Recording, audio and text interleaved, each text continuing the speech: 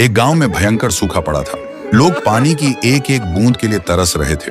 उसी गांव में थुंग थुंग नाम का एक गरीब आदमी अपनी गर्भवती पत्नी के साथ रहता था। दोनों प्यास से तड़प रहे थे। दूसरी तरफ थुंग थुंग का सगा भाई अज्जू गांव का सबसे अमीर और क्रूर जमींदार था। उसने अपने बड़े तालाब में बचा कुचा सारा पानी जमा कर रखा था और गांव वालों को सोने के भाव पानी बेचता था।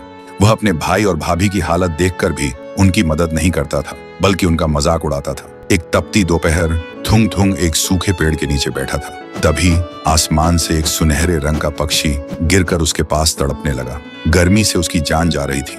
थुंग थुंग के पास बस आखिरी घूंट पानी बचा था, जो उसने अपनी पत्नी के लिए बचा कर रखा था। लेकिन जब उसने तड़पते पक्षी को देखा तो बिना सोचे उसने वह आखिरी पानी उस पक्षी की चोंच में डाल दिया। पानी पीते ही वह पक्षी एक बेहद खूबसूरत परी में बदल गया और कहा, तुम्हारा शुक्रिया भले इंसान। मैं परीलोक की परी हूँ। मैं यहाँ घूमने आई थी, लेकिन तेज गर्मी की वजह से मेरी सारी शक्ति खत्म हो गई थी। तभी परी ने अपनी जादू से एक सफेद रंग का शंख प्रकट किया और कहा, तुमने अपनी प्यास मारकर मेरी जान बचाई है। ये लो मेरा खास जादुई शंख। इसे धीरे से पानी मांगना, ये तुम्हारी प्यास बुझा देगा। लेकिन याद रखना, इसका इस्तेमाल सिर्फ जरूरत के लिए करना, लालच कभी मत करना। और इसे रोकने के लिए कहना, शंख बस करो, थम जाओ। इतना कहकर परी वहाँ से गायब हो गई। फिर थुंग थुंग ने उस शंख से डरते डरते कहा, शंख थोड़ा पानी दो। तुरंत शंख के मुंह से पानी की धार बहने लगी। थुंग थुंग हैरान रह गया। फिर उसने पेट भर पानी पिया।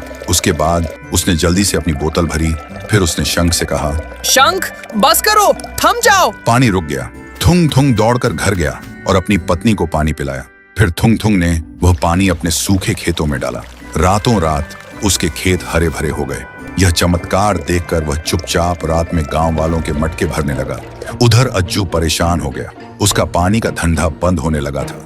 एक रात अज्जू गांव से गुजर रहा था। तभी उसने अंधेरे में देखा कि थुंग थुंग लोगों के मटके उस शंख से भर रहा है। तब अज्जू को समझ आया कि उसका धंधा डूबने की असली वजह क्या है। फिर उसने मन ही मन सोचा, अगर ये मैं छीन लूं और अपना सूखा तालाब भर लूं, तब तो मैं माला माल बन जाऊंगा रे।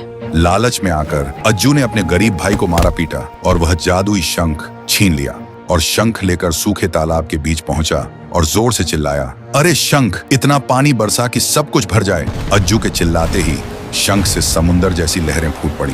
तालाब मिनटों में भर गया।